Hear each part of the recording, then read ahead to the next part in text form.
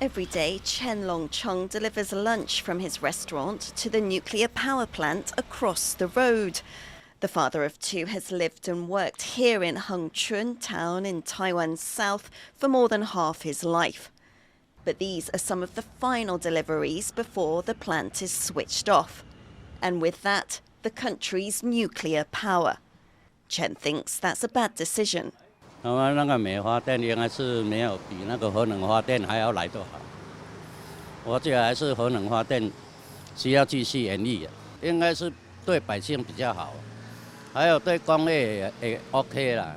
因为你如果核能没有发电的话，应该电价会涨。Despite growing unease amongst some about turning off nuclear power, Taiwan's ruling party is pressing ahead with its long-time goal of a nuclear-free homeland. It's been increasing wind and solar sources and reducing coal-fired power in favour of natural gas.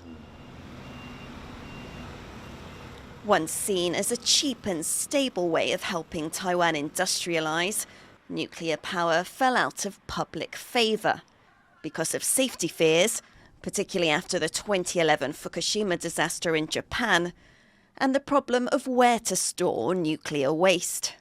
Since 2017, the operating licenses of all Taiwan's reactors have expired.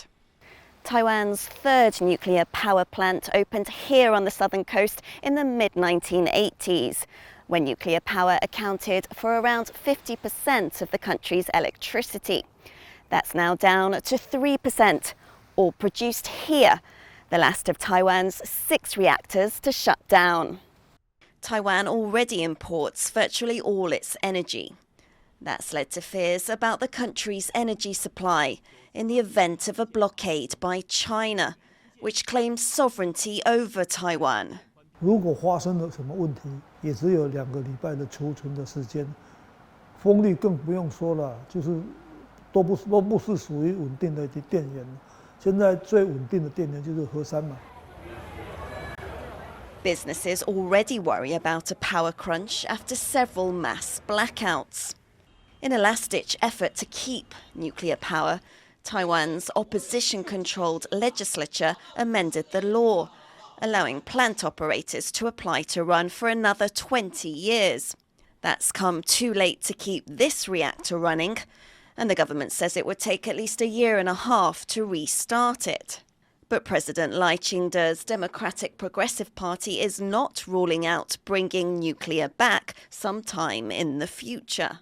任何的政策变更都必须满足核安、核废、社会公识3个重要的前提，才有可能进行。 Reaching public and political consensus will be no easy task. At least for now, Taiwan has to adapt to a future with no nuclear power and the uncertainty that brings. Devin, Tsai and Louise for TaiwanPlus.